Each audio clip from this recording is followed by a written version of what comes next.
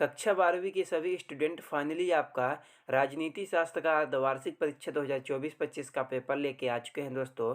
और साथ में आपको इसी वीडियो में सभी प्रश्नों का फुल कंप्लीट सॉल्यूशन के साथ आप लोगों को बताने वाला हूं। तो आप लोग इस क्वेश्चन पेपर के सभी प्रश्नों को एग्जाम देने से पहले दोस्तों ज़रूर याद कर लीजिएगा। तो दोस्तों आज की इस वीडियो में फुल सोल्यूशन के साथ बताने वाला हूँ, तो वीडियो को लाइक करके चैनल को आप लोग सब्सक्राइब जरूर कर लीजिएगा।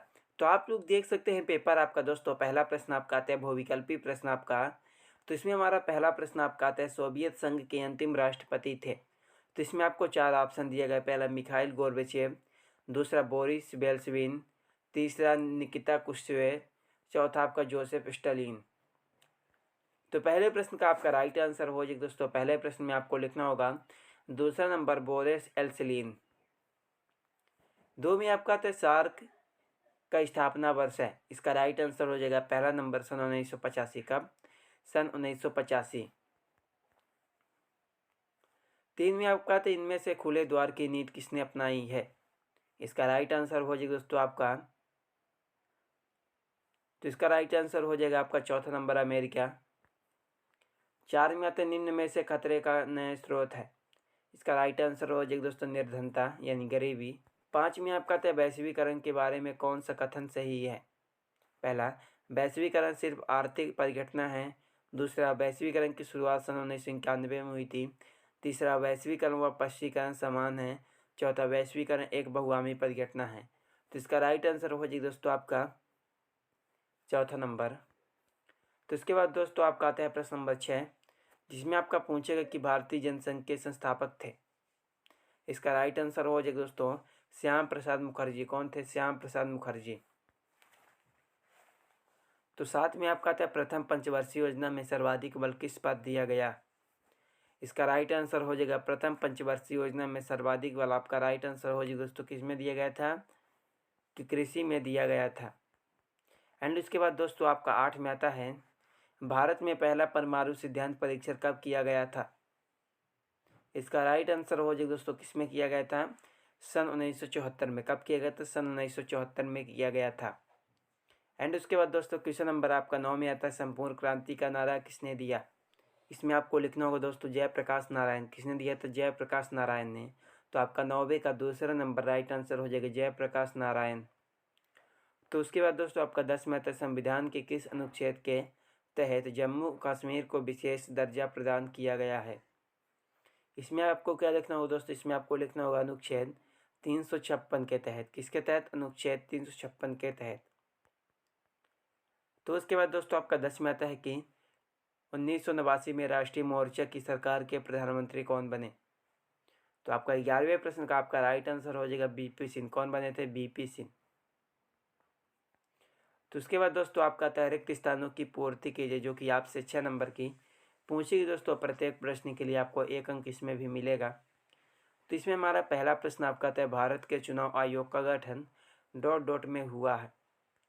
पहले प्रश्न का आपका राइट आंसर हो जाएगा दोस्तों, पहले प्रश्न का उत्तर आप लोग कमेंट बॉक्स पर कमेंट जरूर कीजिएगा। एंड उसके बाद आपका 12 में आता है धरती का वायुमंडल अंटार्कटिका समुद्री सतह और बाहरी अंतरिक्ष को ... माना जाता है। 13 में आपका आता है ... देशों ने WC संधि पर हस्ताक्षर किए। 14 में आपका आता है 1967 में 5 देशों ने ... घोषणा पत्र पर हस्ताक्षर कर आसियान की स्थापना की।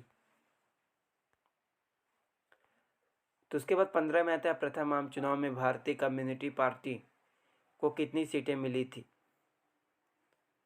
16 में आपका आता है ... के दशक से पर्यावरण के मामले में जोर पकड़ा।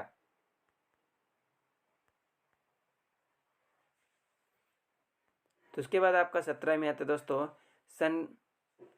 में आतंकवादियों ने अमेरिका के वर्ल्ड ट्रेड सेंटर पर हमला बोला।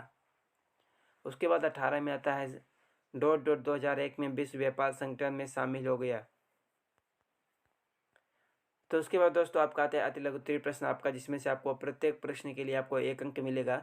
टोटल आपसे 11 प्रश्न पूछे गए हैं। तो इसमें हमारा क्वेश्चन नंबर आपको 19 में आता है बर्लिन की दीवार कब खड़ी की गई थी। 20 में आता है सन 1971 के आम चुनाव में कांग्रेस में कौन सा नारा दिया।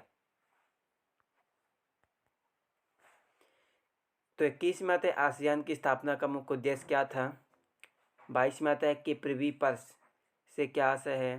23 में आता है SAARC का पूरा नाम। इसके बाद दोस्तों 24 में आता है सिंधु जल संधि का वह किसके मध्य हुई। 25 में आता है एमनेस्टी इंटरनेशनल क्या है। 26 में आपका आता है वैश्वीकरण से क्या आशय है। उसके बाद 27 में आता है सुरक्षा के पारंपरिक धारणा के दो रूप कौन कौन से हैं। उसके बाद 28 में आता है कांग्रेस प्रणाली का क्या अर्थ है। उसके बाद 29 में आता है पृथ्वी सम्मेलन कहाँ आयोजित किया गया तथा इसमें कितने देशों ने भाग लिया।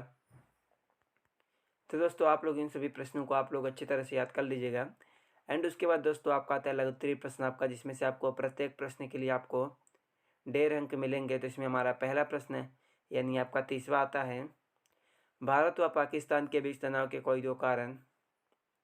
31वां आता है मंडल आयोग का अध्यक्ष कौन था, इसकी प्रमुख सिफारिश क्या थी। तो उसके बाद 32 में आता है मार्शल योजना क्या थी। 33 में आता है आंतरिक रूप से विस्थापित जन से क्या तात्पर्य है, उदाहरण दीजिए। 35 में आता है दोस्तों भारत ने सन 1975 में आपातकाल लागू करने के कोई 2 कारण। 36 में आता है साप्टा क्या है। तो 37 में आपका आता है क्वाटो प्रोटोकॉल क्या है। उसके बाद 38 में आता है कारगिल संघर्ष के कारणों को उल्लेख कीजिए। उसके बाद 39 में आता है 1960 के दशक को खतरनाक दशक क्यों कहा जाता है। उसके बाद 40 में आता है भारत में किस चुनाव प्रणाली को अपनाया गया। 41 में आता है गठबंधन की राजनीति से आप क्या समझते हैं। 42 में आता है नेहरू की विदेश नीति के किन्हीं 2 उद्देश्यों का वर्णन कीजिए। 43 में आता है पुरानी कांग्रेस और नई कांग्रेस से क्या तात्पर्य है।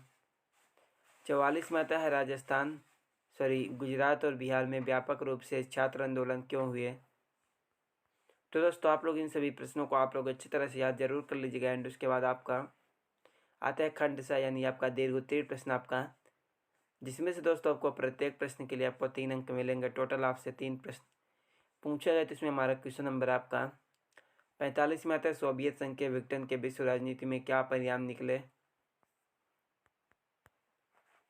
तो इसके बाद आपका 46 में आता है वैश्वीकरण की आर्थिक परिणतियाँ क्या हुई, इस संदर्भ में वैश्वीकरण ने भारत पर कैसे प्रभाव डाला। उसके बाद 47 में आता है राजीव लोगोवाल समझौता अथवा पंजाब समझौता क्या था, इसकी प्रमुख शर्त क्या लिखिए। उसके बाद दोस्तों आपका आता है क्वेश्चन नंबर 48, जिसमें हमारा पूछेगा कि संयुक्त राष्ट्र संघ के प्रमुख अंगों का उल्लेख कीजिए और इनमें से किन्हीं 2 के कार्यों का वर्णन कीजिए, जो कि दोस्तों आपसे 12 नंबर का पूछे गए दोस्तों। एंड उसके बाद आपको 49 में क्या आता है, स्वतंत्रता प्राप्ति के समय भारत की प्रमुख चुनौतियाँ कौन कौन सी थी, विस्तार से व्याख्या कीजिए। एंड उसके बाद 50 नियोजन से आप क्या समझते हैं, नियोजित विकास के लिए भारत में अपनाए गए तरीकों का विस्तार से आपको वर्णन करना है।